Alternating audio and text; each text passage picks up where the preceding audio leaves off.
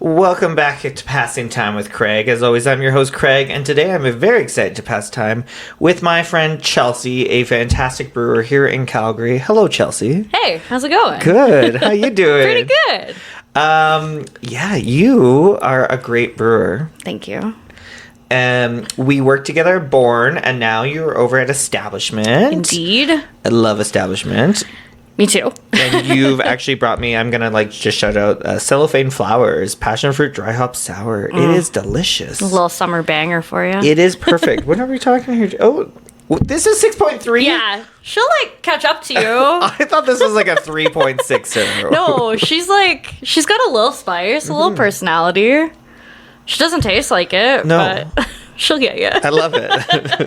It's summertime. Right? I know, and that's why I'm very excited. I was saying before we started this, I'm excited to have you on to talk all things beer and brewery scene, but also it's summertime, and we're going to talk about all the fun stuff because people... Finally. It's finally time, and people are like, let's chill on a patio. Let's have fun. Let's have a drink. They don't care what day of the week it is. Right? It's just I feel like our summer is so short, and this spring has been awful for rain. Yeah. It's currently raining. It's currently raining. So yeah, I feel like the summer is going to be a good one. Everyone's just going to be ready to go. Yeah. I'm ready to go. I'm so ready. And I just want to be outside as much as possible. Right? But, and I love rain. I do, I grew up in Victoria, so I do love the rain, but you can't do too much in the rain. Yeah, rain's nice for if you're going to sit at home and drink some tea and read a book, and that's lovely, but you can't do that all spring. Yeah, so, okay, I want to start off with, I love beer. You love beer. Fact. How did you decide that you were going to be a brewer?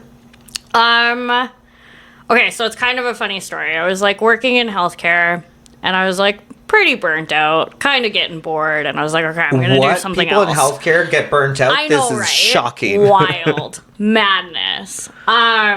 So I had just started dating my partner, Matt, and he was working at Big Rock. He worked in the lab there. And so he was kind of oh, maybe you're really into beer, maybe explore that a little bit. And I had this thing in my mind where I was I can't do that because people are going to think that I'm doing it because my partner is in it. Oh. So I had this thing for 6 months where I was I have to find something else. I was maybe I'll be a train engineer. Maybe I'll build cabinets and I don't know, all these just really stupid ideas. Yeah. And finally I was we did mushrooms one night and I was why am I trying to avoid this so hard? Yeah. It's clearly something that I want to do. I should just do it. So I started working part-time at a co-op liquor store because obviously there weren't a ton of breweries open at the time. I think this was 2018. So not as many as there are now. And that's so crazy to think about. You're right. 6 years ago, there weren't that many breweries. Yeah. This was a rare thing. It was, I bet there was 10 in the city, and now there's almost 50. Yeah. And everywhere was weird out there places. It was Caraval was open. They're way up by the airport. Yeah. Big Rock and Wild Rose and whatever that have always been in Foothills Industrial. Or not always, but relatively always. Yeah.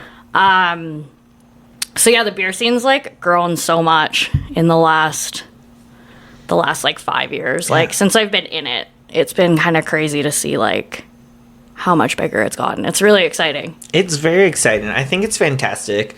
I've had people when I worked the tap room at Born, and they're and I've been setting up their tab and where are you going to next? And they're oh, we're gonna go across the street to Cabin.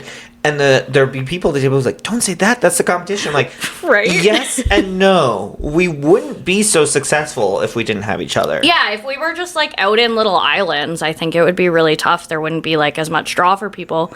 But it's so great to be someone comes into the tap room and it's oh, where were you just at? Where are you heading? Yeah. And everywhere has something a little bit different. And yeah, I think it's the community that really draws me or keeps me in beer. So yeah. I love seeing just people that aren't in beer, like, enjoying that community, you know? Yeah, it's a great little community, and it's also great for the servers to be like, okay, you've been drinking this whole time at establishment. You're going over to Annex. Let me tell you what you should try because Yeah, totally. you like that stuff. Yeah, I always enjoy that, like, when we're traveling, I try and do that too, where it's like, you pick a couple of your, like, these are the breweries I definitely want to go to, and then you, like, talk to the bartenders, and you're like, where should I go next? Yeah. Like, if you were me, what would you do? Yeah. And you always get, like, the best recommendations that way. It's usually how it goes, and that's you get to know people. And I do find that the staff usually, knock on wood, because sometimes it doesn't happen, at breweries, the taproom brewery staff is usually like really friendly and want totally to chat with you. So. Totally. I think like the only times that I've had experiences where it's been like, the taproom staff like aren't super chatty or whatever, it's just because they've been really busy. Yes. I'm like, I understand that. I worked at a taproom for a while. Yeah. Like, it gets busy, but no one's ever like, I have to tell you about things. Like, everyone's just stoked about it. Yeah. So did you do the Olds program? Yes. Yeah. I graduated in 2021. So, like, 3/4 of my time that I was there was during COVID, which was interesting. That's an interesting course to take over, like, during COVID. It was, like, there were good things about it and there were bad things about it. There was a lot less, like, hands-on time, obviously. I was lucky that I was working at a brewery at that time, so I kind of, like, was getting my hands-on time and getting paid for it, which was nice. Yes.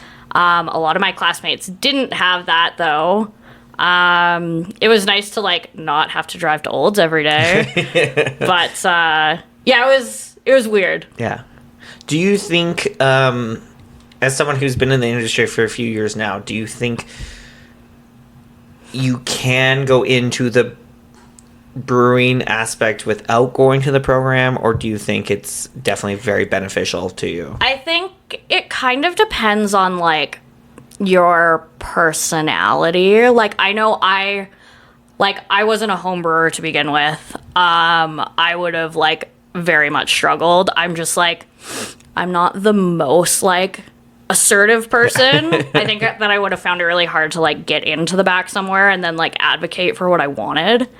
But I work with, like, 2 brewers that don't have any, like, brewing education, and they're both, like, fantastic brewers. Yeah. So I think it is one of those things. I think it can help people for sure, and if you're unsure of it, it's a good way to kind of test it out. But yeah, I think it is one of those trades are such an interesting thing. Totally. And I think you could put brewers as a trade. Like, yeah, it would be nice to see kind of brewing, like, legitimized like that, because I think a lot of people think that it's just like, oh, you just, like, go to work and drink beer and have fun and whatever, but it is, like, it's a highly technical thing, and people don't really know that. And I think if it was, like, an actual trade, there would be, like, more recognition of that, and hopefully brewers would get paid a little bit more. A little bit more respect. Yeah. Yeah. Like, it's, when I explain to people, when I do the brewery tours and I explain to people everything that goes into it, people don't realize it. I'm like, oh yeah, I was like, I can't do it. Like, I'm not that person. I just don't have that talent, or, like, being precise and having to keep track of every little thing. Yeah, totally. And there's usually, like, it's rare that you're just doing one thing at a time. Like, there are times throughout my day where I'll be, like, thinking about what I'm doing, and I'll be like, I'm literally doing 4 things right now. Yeah. Like, and all of them are, like, very specific timing and, like, have their own little needs kind of thing. There's, a lot of multitasking. And I don't have that. Okay, so before you started brewing, did you have a favorite type of beer? I've kind of gone through a phase with, like, most beer styles, but definitely what got me, like, into craft beer was wheat ales. Interesting. I was really? all about, like the, what's the Wild Rose one called? Oh, that one? Yeah. I was like, I know this. It came in in like a 12-pack, and it was like 6 bottles of raspberry and 6 bottles of Why is the name escaping me? Why is only Velvet Fog coming up? That's not it though. That's the IPA. No, it's Velvet Fog. Is it? It is Yeah. Velvet Fog. Yeah. Okay, yeah. Okay, so that beer. So the like mix pack where it was like half raspberry, half Velvet Fog. And I had a roommate at the time that really wasn't super into beer, but she liked the raspberry. So we would like buy that pack, and I got like stuck with the Velvet Fog, but I loved it. Village Wit, I like loved that beer. And then I think when I first started like getting into more like, I would like go to the liquor store and like look at the like shelf at Co-op that was like all the bombers. The first like smaller craft beer that really like pulled me in was a smoked Hefeweizen from Steel and Oak. Oh. And it was like a pivotal moment for me. That summer I like sat on the patio and drank bombers of this like smoked hef. Like that's just what I did when I had time off. It was incredible. A smoked hef. I had like other questions I had order, but you know, I do whatever I want passing time with Craig. But that actually makes me think just what I love about establishment. And I actually have photos. Maybe when I release this episode, I'll post on my stories too. I was, me and my friend Alana were like their opening day. Yeah. We went and checked it out. We loved it. What I love about establishment is you guys do some very interesting stuff, which is, everybody does them, but like you guys I find are in a whole different realm, but also most of them aren't crap. Yeah, totally. Some of these places I've gone to, I was like, okay, this is unique, but I know instantly I need just a little taster. Yeah. And I'm gonna like be like, oh, that was a nice idea. Yeah. So what has it been like to work for establishment where you guys get to do such creative things? I think that's been so exciting for me because I love like weird stuff. Yeah. And like weird ingredients, like whatever. I think like style guidelines are there to be broken. Essentially, like someone had to make that beer in the first place. You may as well be that person to like make the new style or whatever. Yeah.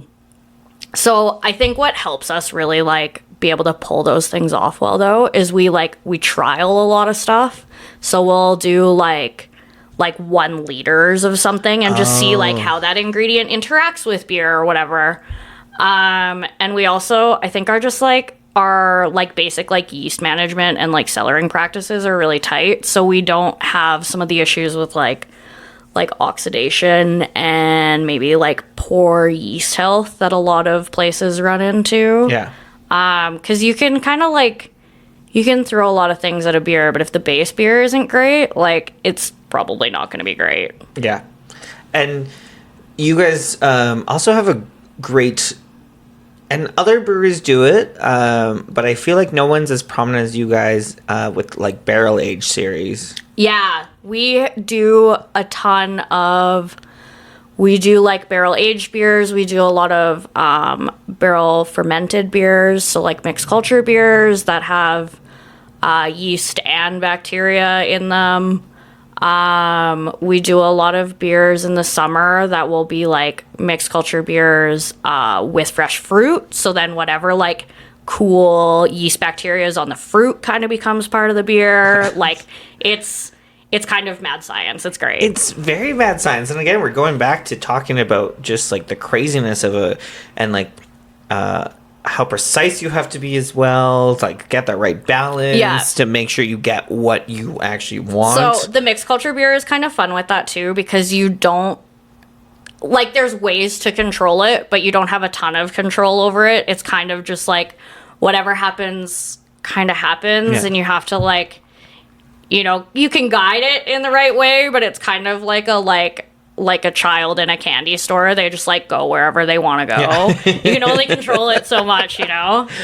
Sounds like someone going to a brewery as well. I'm going to go to whatever I want. I very much like relate to mixed culture beer, you know? Yeah. Oh, it's so fun. I do love seen all the places that come out with something kind of different. I'm always intrigued by it. There's definitely ones that I go, well, this is ridiculous and this is bad. Yeah. And they know it's going to be like, shout out to our friends at Cabin who, like, it was a couple years ago, they did an April Fool's Day prank where they said they were going to do a hot dog beer, and then people were like intrigued by it. So the next year they actually did it. Oh my goodness. And it was not great. Like, it's insane. And then didn't they do a sushi beer this year? This year was like, sushi. It's insane. They're like, it's so funny. Let's fucking do it. Let's go. Let's do it. And I love that. And I do love the breweries that are very open to just having fun. Yeah, I think sometimes people like take beer too seriously. Yes. It's like at the end of the day, it's beer. Like, it's supposed to be fun. It's supposed to be kind of like silly and like there aren't any rules and it's just, it's not that serious and it shouldn't be that serious. No, and like I obviously host a lot of events at breweries. I go to breweries all the time. Fan of craft beer. But I can appreciate every little thing and style. And like, so there are beers I've never been a coffee person. I don't like coffee. So like porters and stouts aren't for me. But totally fair. I will try them and I can appreciate them. And I go, oh, this is... Yeah, you're like, oh, someone that likes these flavors would like this. Yeah, I'm like, this is some... And then there's people that I have will come in when I'm working at a tap room, or I'm hosting an event and they're sitting in the bar and I'm chatting with them like, oh, you should try this, and they'll try a little taster, like, oh my god, that's awful, that's disgusting, and I'm like, there's the worst thing ever. I'm like, okay, well, that's their like number one seller. Yeah. Like, so, well, you're actually wrong, but yeah. I always love the Untapped reviews that'll be like a beer that's like really like objectively good, and it'll be like 1 star, like, I hate red ales or whatever, and it's like, that's not that's not how this works. No, like, I know. It's just like, it is.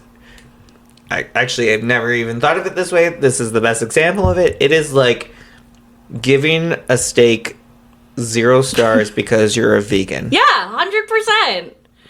Like, why are you don't even get to talk about it. You just don't get an opinion on this. Don't like, get an opinion. It's fine, but like, stay in your lane a little bit. Go home, Karen. Yeah, totally. Like, please try it. Please do. But like, don't talk shit on it. Yeah.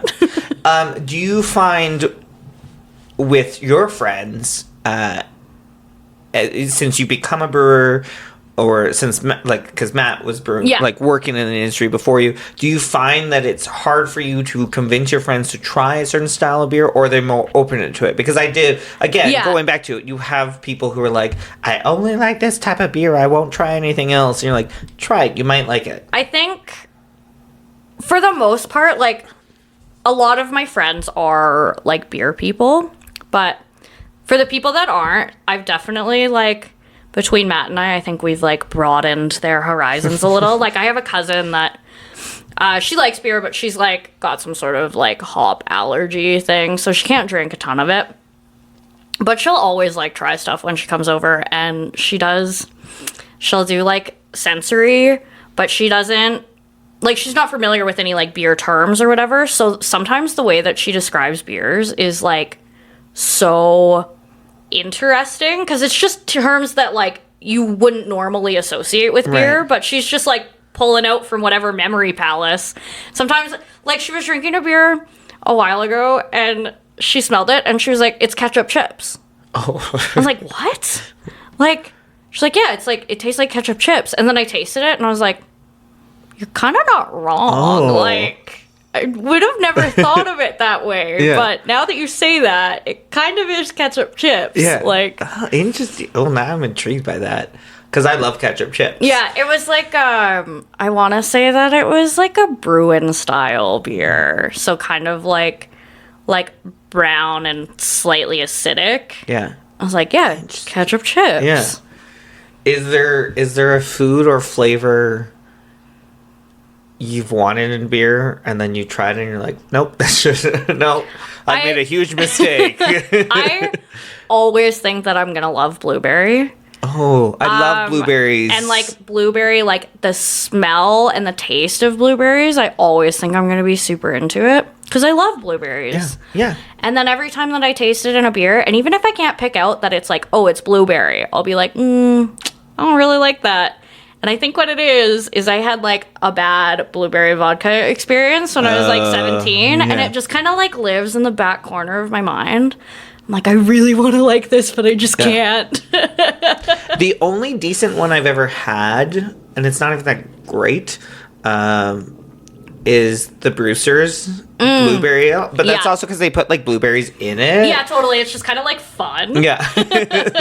So I'm like, I'm into this. This is fun. But it's not. It's still. I love blueberries, but it's more the artificial flavor of blueberry that's really like totally. Give me blueberry yogurt it's any day. Two totally different things. Like it's very different things. All right, so I'm drinking this wonderful sour from you guys, passion fruit dry hop sour. Are we still? Do you think it is what it has been for the past, I don't know, 5-6 years now?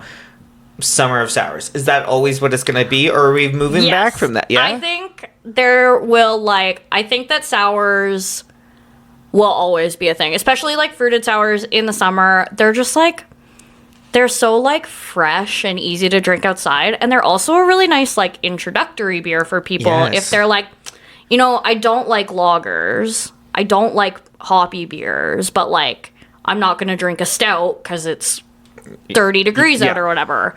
Most people are like very surprised to drink a fruited sour and be like, oh wait, this is beer? Yeah. I was like, yeah, that's beer. You had no idea. You didn't know, but surprise, it's there. Yeah.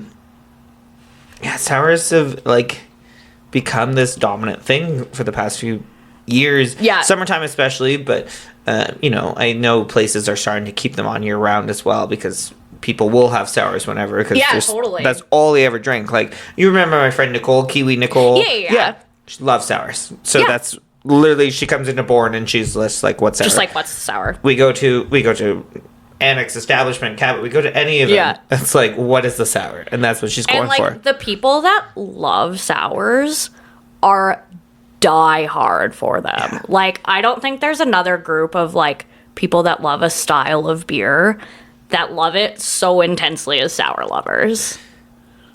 I think you're probably right. Like, I'm sure that, you could probably argue that like the Saison drinkers are a little like, they're pretty die hard, but it's hard to find good Saison. It's not hard to find good sours. I can do sours. Saisons, I'm like 1 in 5 Saisons I like. Yeah.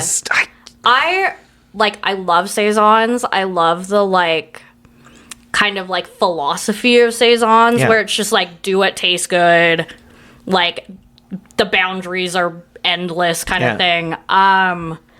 But I think that because of that kind of like open-endedness of it, a lot of people don't make good Saisons because there's just like, there isn't really a good guideline for them to like fall back on. It really like comes down to like, do you understand flavor? Yeah. And like how to create flavors that are cohesive. And a lot of brewers just like, and like no shade, but a lot of brewers just like can't get their head around that. Yeah. And end up making really shitty Saisons. And it's such an interesting thing too because it's not cheap to make a beer. Totally. Especially at a brewery level. Like, home brew, it's still, like, not cheap if you're just making it for, however many liters you're making it. But it's still not cheap. But to brew a beer, so you need to make sure you're going in something good because you don't want to release something crappy. Totally. There are still places that are still releasing those beers because they're like, well, I know this is not great, but we don't want to lose any money on it. Yeah, totally. And I think you're losing more money. Yeah. Can't afford to like dump something and then they're putting bad things into the market and then people are drinking that and going, oh, this beer kind of sucks. Maybe it's that person's first experience drinking beer from that brewery too, and they're probably not going to go back at that point. Like, it's kind of there's so many options now that I think consumers are kind of cutthroat, and I don't think that's necessarily a bad thing. I don't think so either. I think you need to stand out, and I think with the tap rooms as well. I've been chatting with a lot of people that with there's so many breweries and more competition, we're being friendly and it helps each other out. But when people are only able to go for one drink, they're going to think about like, okay, what's the best beer, or where's the best bang for my buck, or where's something I can do? Yeah, like, absolutely. Is there games I can play, or is somebody hosting an event, or is it happy hour, like whatever it might be? Yeah, because when you're talking up to like, sometimes up to like $10 for a pint at a brewery, like people are rightfully expecting that beer to be good and that like experience that goes around with it to be good. And if they go to a brewery that doesn't have that, like they'll just go somewhere else. Yeah. Establishment also has something really cool. I feel like you're one of the few breweries. I don't know if others are part of it, but I know you're one of the few breweries that have like that slow pour tap. Tell people about that. So we have, it's called a Lucre faucet. They're these like, they're from the Czech Republic. I'm pretty sure that it was Pilsner Urquell that like started using them essentially. They've only been in like North America. I want to say it's been like 4 years. Yeah. It's this big exciting thing, but the beer pours. I won't get into like the super nerdy shit. But the beer like pours out of the faucet differently. So you can create different like carbonation and different amounts of foam and like different foam stability. So, you can get this like this mug of beer that just looks like a normal mug of beer with, your like 2 fingers of foam or whatever. Or you can get a mug of basically all foam. Yeah. And it's like, it's the weirdest experience, but it's great. It's so fun. And it's been really cool, like, seeing people experience it for the first time in the tap room and be like, I don't know, that's weird. And then they try it and they're like, oh, I get it. Yeah. Like, this is great. And I love that establishment does that. And again, I think it's so important that for all these breweries to do something more traditional or classic or unique. Like, give yourself an experience. And I usually, like, I love a wide variety of beer. I love your fruity stuff. I love your New England IPAs. I love a good West Coast. But I've been drinking, most of the time I've been going to establishment lately, I've been doing your, like, lagers and pilsners. Because I love to hear that. They're your quote-unquote dad beers, your basic beers. But when done right, you're like, fuck everything else. Yeah, totally. Like, I'm like, you're like, okay, so if you, as a bartender at a brewery, what do you normally drink? Kokanee, Coors Light. All right, let me give you my lager pilsner, but something better. Yeah, totally. But your guys' stuff, just those basic dad beers, some quotation marks with my fingers because this is great for podcast. Everybody can hear that, right? Yeah, it's great. They're so good. They're one of my favorite things to drink, like, at the end of the day. Yeah. Because it's just, sometimes you just want to, like, sit down and just have a good beer and not have to, like, think about it. Yeah. You just want, like, the beer to be part of the experience, not the whole experience. Yeah. And I think that if you want Pilsners are just great for that. If you want to be the whole experience, you are literally getting a 24-pack of Kokanee and just getting shit-faced on your backyard. Totally. There's options. Do that. There's nothing wrong with that. My friends and I, like, Canada Day, usually we get some very basic ass beers because we know it's going to be a long day. Yeah, totally. And we're in the sun and we can go longer. Yeah, totally. And at some point, you're like, I've been in the sun for 4 or 5 hours and maybe this is beer 6 or 7. Like, you're not really tasting it so much at that point where you're just like, it's blending in, which is a beautiful thing. It's a beautiful thing. Beautiful thing. I would definitely be a liar if I said that I didn't love, like, a cheap beer in the sun. Oh, yeah. Like, okay, let me ask you this, because another great thing to have in the sun, summer days, but breweries are getting into it. What are your thoughts on all the hard iced teas? I feel like I should not like them as much as I do. Like if we go out to a brewery and there's a hard iced tea on the menu, I'm probably gonna at least try it. Yeah. And there's been a few that I'm like, it's a little too sweet. Like that doesn't really do it for me.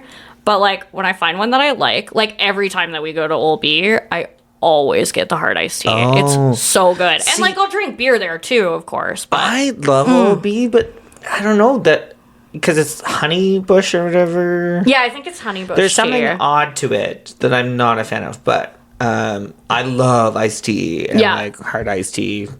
Ugh. I'm here for it because I just need a little bit of a beer break. Yeah, totally. Sometimes you're just like, you want something like less carbonated, like a little bit more like, like less bitter, but it still has like some tannic to Yeah. it to balance out the sweetness. Like it's kind of similar to beer in that way that it's like a fairly balanced drink usually, but it's something completely different, which Yeah. is enjoyable. I will say, and I've said it before, and I will keep broadcasting it. Others can come at me, but Trouble Tea's tea is the Whoa. best. It's so good. It is dangerous and deadly, and I love you, Trouble Tea. It has no business being as good Yeah. as it is. Like, and every time that I see Lindsay, who's like the Calgary rep, Yes. I'm like, how is this still happening? Lindsay and I why were- are you like teasing me with this? we were chatting at Caesar Fest together. Yeah. Lindsay and I was just like, I love this so too much. Like, Right? She's like a like drug dealer that doesn't have to work too hard. She's just like, ooh, it's me again. Yeah. Yeah, it's super easy. The other thing I was drinking at Caesar Fest because I needed like Caesar breaks because like I can only do so many Yeah, Caesars. so salty. Was Collective Arts like mimosa? Their beer mimosa? Oh, yeah, it's stupid. Like, It is stupid. how? That's another one that I'm like, how does this exist? Yeah. Like, it's so good. What is something that you do like to mix with beer? Is there anything you mix with beers? Because like people do their clam. I'm a big, in the summer, we'll get like, especially if we're camping, we'll get like a 12 pack of some like cheap lager, usually Bronc, and like 3/4 that and a quarter grapefruit juice Oh. is such a nice like Interesting. sit in the sun drink. Yeah, it's great. And it like,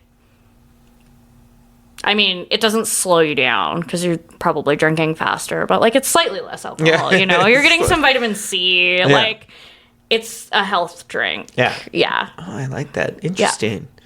Highly recommend. Even better if one time I almost destroyed the soda stream and carbonated some grapefruit juice and used that, and it was fantastic.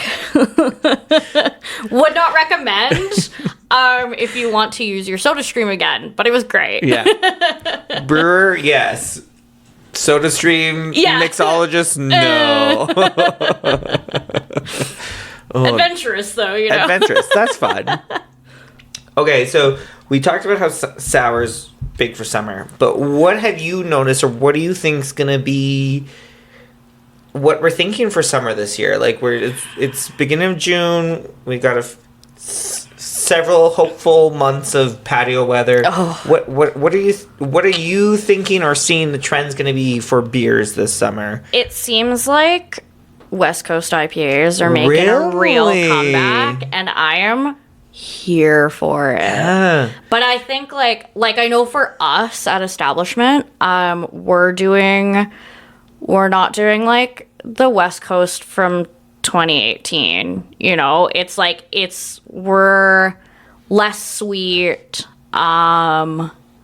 less like malt character, kind of like newer hops. It's not just like pine. Yeah, because And caramel. And that's what scared people off of beer was Yeah, that pine. absolutely. Pine, I will say, 100% is that like taste and flavor people got. People didn't want those beers, so that's Yeah. why they didn't like West Coast. And then, really beginning of COVID, and then like during COVID, and right afterwards, like I would say those 3-4 years was like New England IPAs Oh yeah, life. Like that was that's their the only beer. only thing anybody ever wanted. Yeah, totally. And I've noticed these West Coast styles slowly coming in occasionally, Yeah. and done right. Done right. Yeah, right? They're definitely not like your weird uncle's favorite beer anymore. You know, like they've been brought into 2024. Can you guys name one of your beers, your weird uncle's beer? It would definitely be an old school West Coast. Yeah. Oh my god, yes. All my nieces and nephews would buy it for me. Yeah, I could see that. Yeah.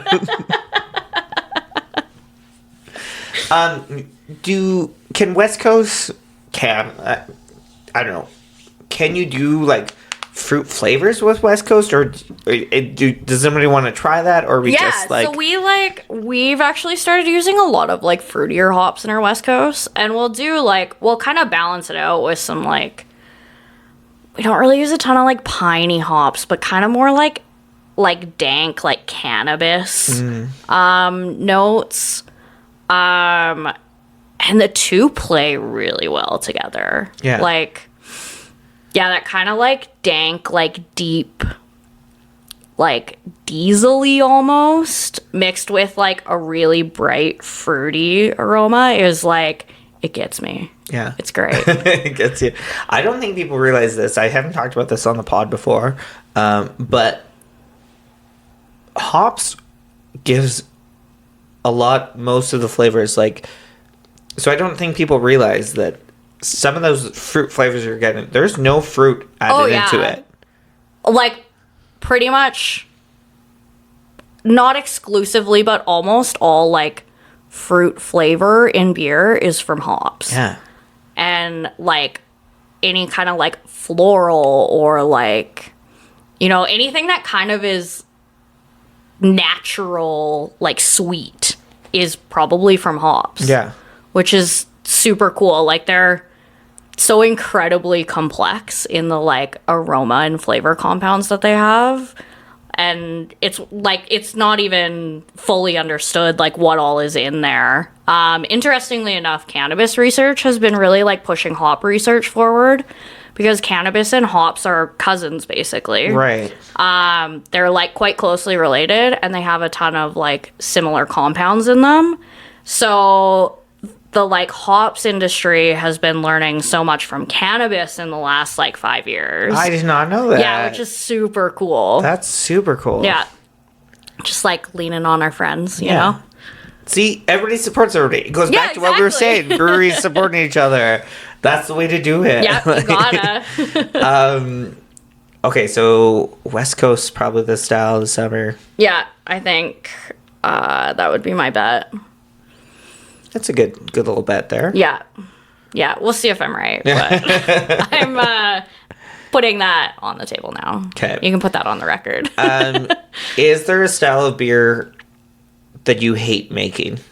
Whether because you don't like the style or it's just too annoying and difficult. I don't think there's anything that I'm like, oh my god, this again. The only thing that I do dislike is when we do like, sometimes we'll get fruit in these like massive like oil barrels. Oh, yes, yeah. And then trying to get the fruit puree out of that barrel and into a tank of beer without getting oxygen into it is super fun. an adventure. Easy. Yeah, so those are not my favorite days. And we only end up doing that, I don't know, maybe twice a year. So, like, you know, you do it in, like, July, and then you don't do it again until, like, the next May. You, like, completely forget all your little, like, tips and tricks that you had, and it's like you're relearning every time. Like, what do I do here again? It's the worst. Right. No, yeah, you figure it out right at the end, just in time to forget it for next year. So, yeah. Yeah, that's fair. What is a beer coming out this summer that you're excited about? What do we have right now in tank? Well, the cellophane flowers, I'm kind of cheating because it already came out. Yeah. It's delicious. But it's like, yeah, the whole time that it was in tank for like 4 weeks, and I was just peaking. like every day. So excited about it. We're bringing back Catching Smoke, which is really exciting. Ooh. That was like, I can never pronounce the name properly, but it's like a smoked Polish style. Yeah. It's super low ABV. I was thinking about it earlier and I was going to ask you, but I couldn't remember what the name was of it. Yeah, she's coming back. Yeah. That beer is such a pain in the ass to brew because it's like 95% oak smoked wheat, which is these like little tiny hard kernels, and they don't have any like husk material to them. So it just like, you get it in the mash tun and it's like just like sticks together. Oh. So we have to use like, we actually use whole leaf hops in that one in the mash to like fluff it up a bit. And then we also use rice hulls, which is just like, again, it just kind of like fluffs everything up. Yeah. Rice hulls are cool because they're literally just like a waste product from rice. So love to like reuse stuff. That's probably actually one of the more like difficult beers that we make, but it's so worth it because it's so freaking good. All right. I mean, people need to go to the establishment. If you haven't already here in Calgary, go check it out because there's so many great beers and such different things. Also, Glenbargan cheese buns are there, which is reason enough. Yeah, you can't go wrong with a cheese bun and a beer. I'm really excited because Saturday, July 6th, I'm hosting a dog pageant I'm at so establishment. excited. Oh my god, it's gonna be so much fun. It's gonna be the best day ever. I'm so stoked for it. Just getting burpy from the beers now. This is great. Ooh. Oh, 1 second. Good timing. It's Amazon. I'm assuming. Ooh. Presents. I think they were buzzing when I was recording a podcast yesterday too. Classic. I think your name and unit number is labeled UPS. Oh, okay, perfect. Thank you. You're welcome, go visit. Thanks you.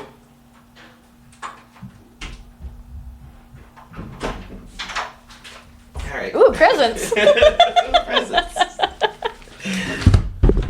You work your burps out. So, establishment has a really nice patio. The only problem is that, like, people still drive in between the patio Ugh. Yeah. and the brewery, but it looks like we're going to have, like, a full extended patio for this dog pageant. Nice. It's going to be so much fun. Okay, so how does the dog pageant work? Tell me about it. We're going to have a couple different rewards. I think best dress, like Miss Congeniality. Yes. And I think there's something else we're planning Stampede related because we're going to do a Stampede breakfast Cute. morning of. And it's going to be audience participation. It's going to be so much fun. I'm so excited. I can't wait. It's going to be a blast. Like, and isn't it like, it's like not just dogs, it's like all oh pets, yeah, you can bring right? you can bring all pets. Which is incredible. I'm afraid of snakes, so I'm not looking forward to possible snakes. Just put it out into the universe now. No snakes. Yeah, no snakes, no snakes, no snakes. Please Manifest don't. it. Yeah. All right, as we start to wrap up here, I want to know what is your absolute favorite beer at establishment? What do you go to? Currently my go-to is Part-Time Model. Which is a New Zealand Pilsner. Oh, nice. So just like a really like basic kind of like lager base, and then a light dry hop with, we got some like banging new hops from New Zealand. I don't remember exactly what's in it off the top of my head. But it's just like this really light, crushable, like little bit fruity, little bit hoppy, but definitely still a lager. Nice. It's a great like spring beer. And then my second go-to, when I feel like having 2 or 3 beers after work, but I'm driving home, can't go wrong with Chaise Long. Yeah, that's all the day next one. long. That's a good one. Yeah. So good. Just a like cute little mixed firm table saison. She's great. She's good. Okay, couple more questions for you. One of them, very important, is what advice do you have for females entering the brewery industry? Because we're getting better, but we're still a long fucking way off. Yeah, we're still got some work to do there for sure. I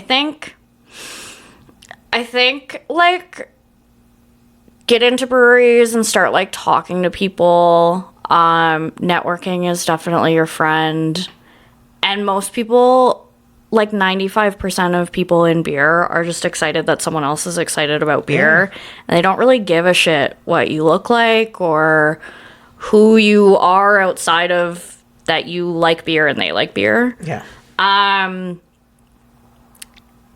And kind of like hand in hand with that is like if you're applying for jobs, don't think about it so freaking hard. Yeah. Like just do it. Men don't think about it. No. Like you deserve that job just as much as anyone else. Like don't psych yourself out because you're not seeing as much representation.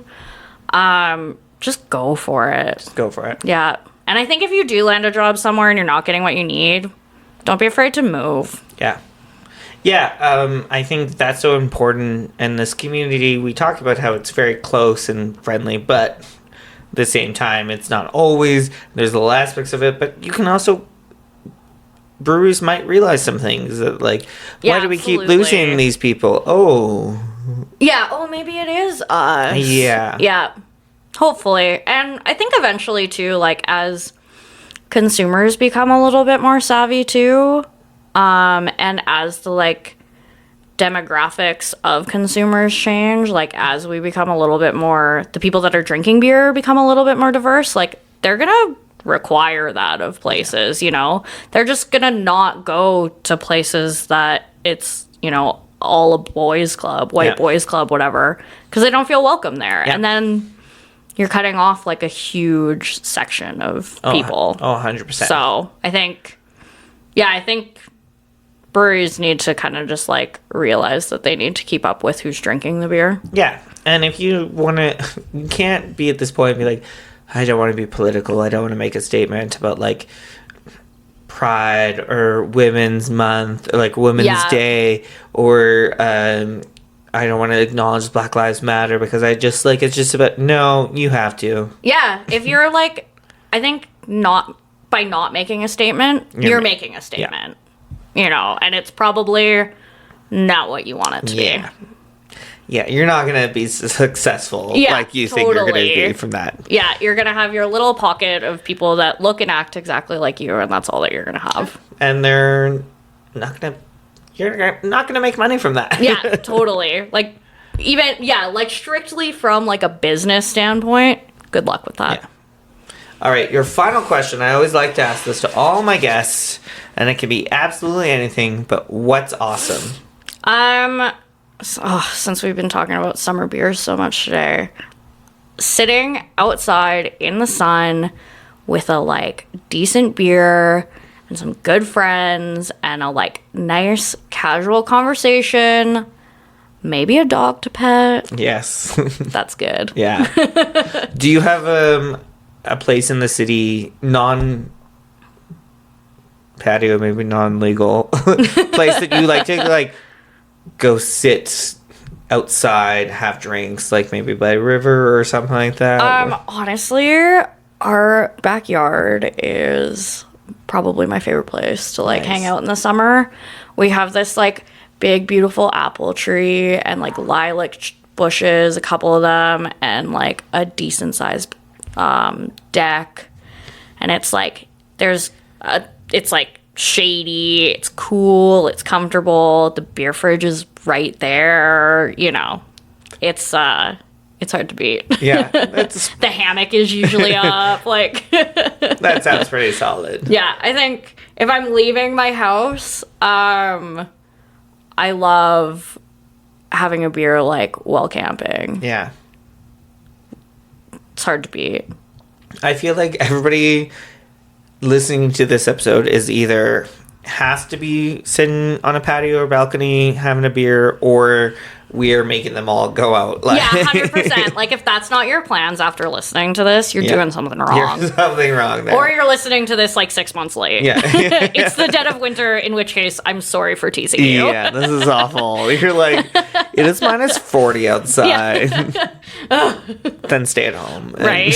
Then, yeah, just like get comfy. Yeah. Put on your sweatpants. Get under 7 blankets. And have a beer. And have a beer. That is the moral of the story, is have a beer. Always. Always. Always. Well, thank you, Chelsea, for being here today. Yeah, thanks for having me. This was super fun. Oh, I loved it. Oh, Jinx. Go check out Chelsea's stuff at Establishment. Friggin' fantastic. Yeah, you love come it. see me. They're great. They always have new stuff. You guys have a lot of new stuff all the time. Yeah, we try and do weekly releases. Yeah. Sometimes we have multiple things come out. So come in on a Wednesday. That's when we always do our releases and see what's new. Yeah, and they got a nice little patio. It's fantastic. Dog friendly, always important. Absolutely. But thank you all for passing time with me. We'll pass time soon, and have a good one. Bye.